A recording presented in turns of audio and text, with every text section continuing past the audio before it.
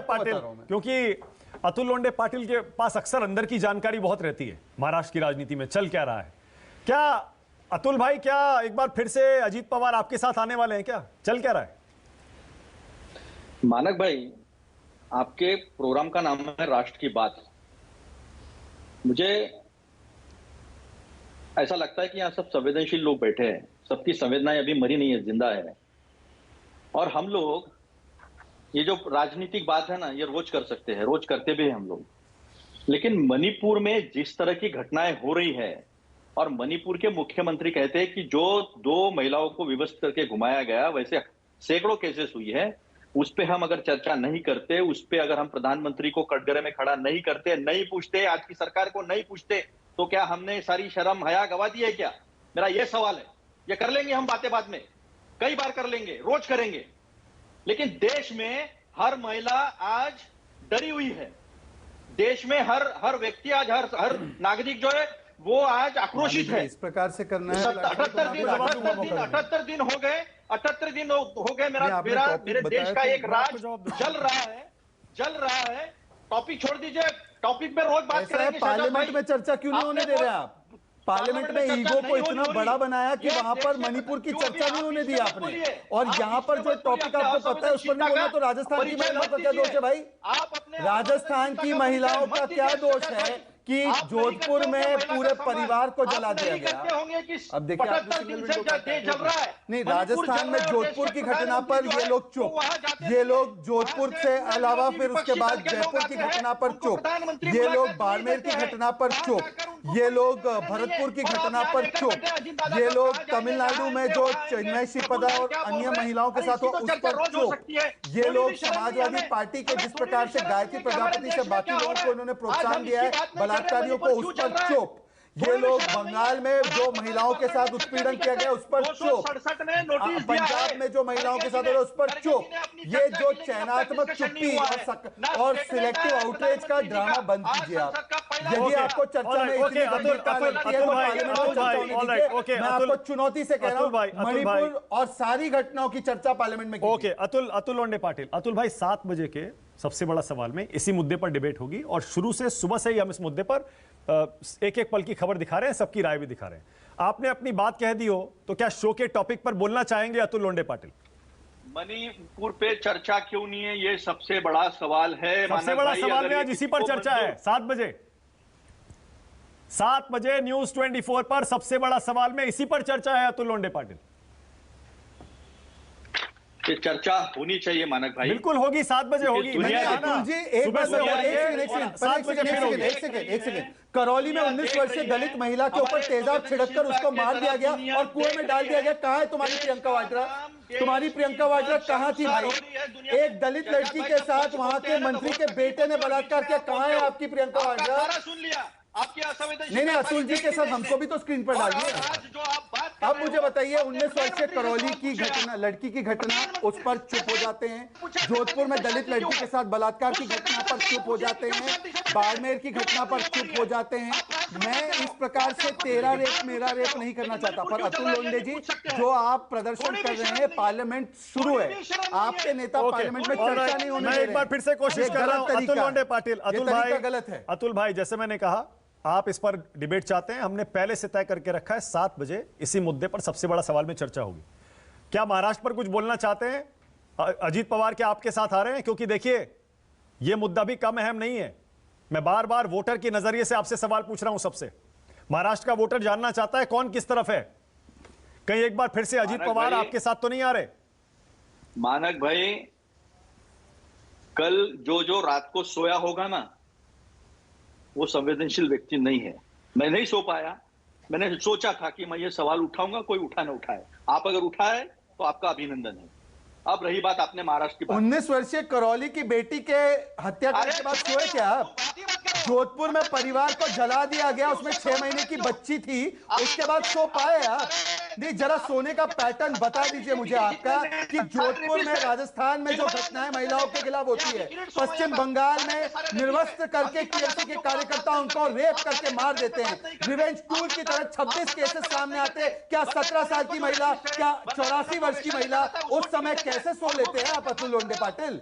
ये सोना आपका बड़ा गजब का है। ओके, कुछ अतुल, मामलों में all सो right, जाते हैं, ओके, और कुछ अतुल, मामलों में अतुल जाग लोंडे जाते पाटिल, हैं। ओके, ये अतुल, सोना भी आपका ओके, मुझे लगता अतुल, है कि अतुल, बहुत कुछ किया जाता है। सबको स्क्रीन पर लाइए। अतुल लोंडे पाटिल, ओके, इस पर आपने अपनी बात कही। जैसा मैंने पहले कहा, हम सुबह से इसको कवर कर रहे हैं, 7 बजे इस पर डिबेट भी होगी। महाराष्ट्र पर कुछ बोलना चाहते हैं, वहां का वोटर भी सुनना चाहता है, जानना चाहता है एनसीपी में चल क्या रहा है, कांग्रेस क्या चाहती है कि अजीत पवार वापस जा रहे हैं। आप अभी मैं बात करने ही वाला था, तो उन्होंने फिर से अपनी असंवेदनशीलता दिखाई, बोलिए, तो मैंने जवाब दिया। अरे मैंने जिसका नाम बता दिया असंवेदनशीलता की भाजपा प्रतिमूर्ति है आप, भाई साहब। राजस्थान में पेट नहीं हिला वहां के मुख्यमंत्री का, आज ट्वीट कर रहे अब हो हो। गया। राजस्थान में एक ट्वीट दिखा दो मुझे जोधपुर पे। शहजाद हो गया, ऑलरेडी, अब एक सेकंड बंद दिखा दो आप करिए, बंद अपने करिए, पूरी बंद पार्टी का। करिए। ओके, विनोद जी एक कमेंट करिए, उसके बाद आगे जाऊंगा। विनोद जी, जी आप कह रहे थे कि कोई गुंजाइश आपको फिलहाल नजर नहीं आती, पर जैसा मैंने कहा, ये सर्कस नहीं है, ये सर्कस है। मैं बार बार वही कह रहा हूं, ये सर्कस है और कुछ नहीं है। क्योंकि सबसे पहले बीजेपी शिवसेना का गठबंधन महाराष्ट्र में होता है, उनके लिए वोट दिया जाता है, उद्धव ठाकरे चले जाते हैं महाविकास आघाड़ी के साथ। बिल्कुल। फिर उसके बाद एकनाथ शिंदे शिवसेना तोड़ते हैं, वो चले जाते हैं इधर, उद्धव ठाकरे रहते हैं उधर। एनसीपी टूटती है, वो एनसीपी जो कभी बीजेपी के साथ गलबैयां करती है, कभी एमवीए में रहती है। अब एनसीपी टूटती है, एक खेमा बैठा है एनडीए के साथ दिल्ली में, एक खेमा बैठा है वहां बेंगलुरु में। ये महाराष्ट्र की राजनीति में ये सर्कस नहीं है क्या विनोद जी? नहीं, महाराष्ट्र में देखिए मुंबई है, और मुंबई फिल्मों की नगरी है, माया नगरी है। और फिल्मों में जिस तरह के दृश्य हम लोग कई बार देखते रहे हैं, वो दृश्य अब बिल्कुल सजीव साकार हो रहे हैं महाराष्ट्र की राजनीति में। कभी इधर, कभी उधर, कभी कौन कहाँ। लेकिन मुझे एक चीज़ लगती है कि दरअसल महाराष्ट्र की राजनीति में अभी सब कुछ पूरा घटा नहीं है। मुझे लगता है अभी पिक्चर भी बाकी है। पिक्चर बाकी है। अब वो पिक्चर बाकी है तो किधर जाएगी, कहाँ जाएगी, कुछ कहना मुश्किल है।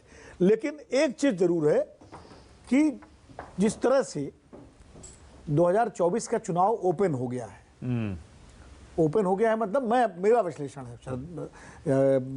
शहजाद भाई कहेंगे नहीं बीजेपी जीत के आ रही है, अतुल जी कहेंगे कि नहीं कांग्रेस लेफ्ट जीत के, मतलब एनडीए के मुकाबले इंडिया जीत के आ रहा है, जो विपक्षी गठबंधन है। मेरे हिसाब से ओपन है, टक्कर अच्छी है, होनी चाहिए, जो अगर जिस तरह से वातावरण बन रहा है दो पोल्स के बीच में। ऐसे में जो ये बीच वाले हैं ना, इनको चिंता है कि भाई 2024 में अगर ऊँट किस करवट बैठेगा, तो आगे से अपनी व्यवस्थाएं ठीक रखो।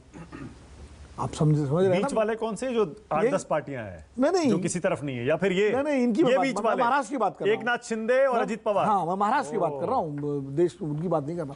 अब एकनाथ शिंदे वैसे ही दबाव महसूस कर रहे हैं अजित पवार के आने के बाद। उनकी इच्छा के विपरीत जो है उनको वित्त मंत्रालय दे दिया गया अजित दादा पवार को, और उनके जो मंत्री जो बनने वाले थे विधायक, वो परेशान है कि अब हम कहाँ से बनेंगे।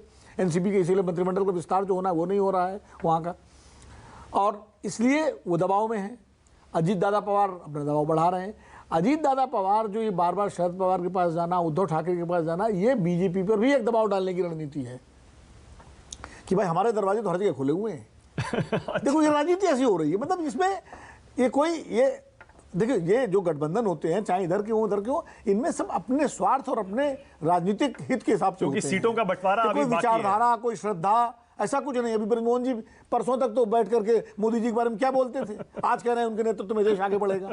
तो ये मतलब ये विचार, आनंद जी भी एक समय पर मोदी जी के लिए बहुत बोलते थे, अभी गाली दे रहे हैं। तो ऐसा हाँ, वही, नहीं वही। है, आनंद जी भी वही। वोट लेने के बाद ही उनका परिवर्तन हुआ। ताजी बात वो कर रहा हूं। ताजी बात है, वो बाकी तो है ही। आनंद जी की भी तो कुछ महीने साल पुरानी अब वो बात है। शहजाद बेगम तो फिर छोड़ो, फिर बहुत सारे सभी की लोग- होगी, सबका ही है। सभी की होगी, हाँ, बिल्कुल। तो फिर बेचारे ब्रिजमोहन जी को क्यों डाल? नहीं, ब्रजमोहन जी का ताजा मामला है ना, इसलिए मैं कह रहा हूँ। नहीं तो फिर इतिहास में जाएंगे तो फिर बहुत सारे लोग इस तरह से इधर से उधर होते रहे, होता है। लेकिन मैं ये कह रहा हूं इस बात को कि इसलिए जो है, चूंकि राजनीतिक स्वार्थों का गठबंधन होता है हमेशा, तो इसमें दबाव की राजनीति हर तरफ से होती है। शिंदे जी अपना दबाव बनाएंगे, और उद्धव ठाकरे से मिलकर उन्होंने शिंदे पर भी दबाव बना दिया अजीत पवार ने कि भाई मेरा चैप्टर उधर भी खुल सकता है। और अच्छा, मुझे बीजेपी ने याद दबाव आ रहा बना है, दिया। मुझे तो याद- ये उसी रणनीति का हिस्सा है। और अभी चुनाव तक, लोकसभा चुनाव तक क्या से क्या हो जाए, कहां क्या हो जाए महाराष्ट्र में, कुछ कहना मुश्किल ओके, है। आनंद दुबे, आपके नेता तो बार बार कह रहे थे मुख्यमंत्री बनना चाहते हैं अजीत पवार, मुख्यमंत्री बदलने वाला है। आज आपने चुप्पी साध ली। बताइए, वो पुरानी बात आप कह रहे थे मुख्यमंत्री बदलने वाला है। देखिए, ऐसा है, मानक जी, ऐसा है कि विनोद जी की बात से हम सहमत हैं कि पिक्चर अभी बाकी है। 11 अगस्त से पहले स्पीकर का जो फैसला आएगा वो सबको हैरानी में डालेगा, खास करके एकनाथ शिंदे जी और उनके समर्थकों को और भारतीय जनता पार्टी को। 16 विधायक जो अपात्र के लिए हमने डाला हुआ है, उसका फैसला आने के बाद एक बार फिर मुख्यमंत्री बदलेगा, ये तय है, ये अटल सत्य है, सिर्फ समय का इंतजार करना मतलब बीजेपी का इस इसीलिए तो एनडीए का विनोद जी सीएम भी कह रहेगा, रहे ये हैं आप पिक्चर मान अभी रहे हैं ना? बाकी है। हम भी कह एनडीए रहे का हैं सीएम नहीं बनेगा। संख्या बल उनके पास है, संख्या बल उनके पास है, इसके लिए हम उस पर अभी कोई टिप्पणी तो नहीं कह रहे थे कि करेंगे। शिंदे के बहुत लेकिन सारे एमएलए 11 आपके साथ अगस्त वापस से आना पहले चाहते हैं। मुख्यमंत्री बदलेगा। संख्या बल भी आपके साथ होगा आगे? बिल्कुल संपर्क में है, बिल्कुल संपर्क में है, लेकिन अब चूंकि इस पर अभी ये नई बात पर इस पर अभी विचार पूर्वक बात नहीं कर पाएंगे। भविष्य में जैसे जैसे समय नजदीक आएगा मतलब पिक्चर इस पर बाकी भी है ना? आपको बताएंगे। पिक्चर बाकी है ना? 11 अगस्त से पहले 100% पिक्चर बाकी है, 100% पिक्चर बाकी। ओके, बृजमोहन श्रीवास्तव, बृजमोहन जी, पिक्चर बाकी है? अजीत पवार एनडीए, शरद पवार इंडिया, या फिर पिक्चर बाकी है? नहीं, जहां तक मेरी जानकारी है कोई पिक्चर बाकी नहीं है। अभी आदरणीय विनोद जी कह रहे थे कि एकनाथ शिंदे साहब पे दबाव डाल के और उनसे वित्त मंत्रालय ले लिया है, तो मैं स्पष्ट कर दूं इस प्रकार की कहीं कोई बात नहीं हुई है। और आदरणीय एकनाथ शिंदे साहब मुख्यमंत्री हैं और एक ताकतवर मुख्यमंत्री है, वो दबाव में आके कोई फैसला कर ले इसको मैं नहीं मानता। मतलब अजीत एक पवार बात मैं मुख्यमंत्री जरूर नहीं कहना बनना चाहता चाहते, हूं नहीं बनेंगे? कि राष्ट्रवादी कांग्रेस पार्टी आदरणीय, नहीं मैंने ये नहीं कहा क्यों नहीं बनना चाहते हैं, वो तो उन्होंने स्पष्ट बोला है कि बनना चाहते हैं, लेकिन चाहना और बनना इसके बीच की भी तो कोई एक प्रक्रिया अगर होती है। वो जब महाविकास होगी, अघाड़ी कह दे तो चलिए देश के हमारे सामने साथ आ जाएगा। हम मैं बना आपसे देंगे एक बात CM, जरूर कहना चाहता हूं, क्या संभव है?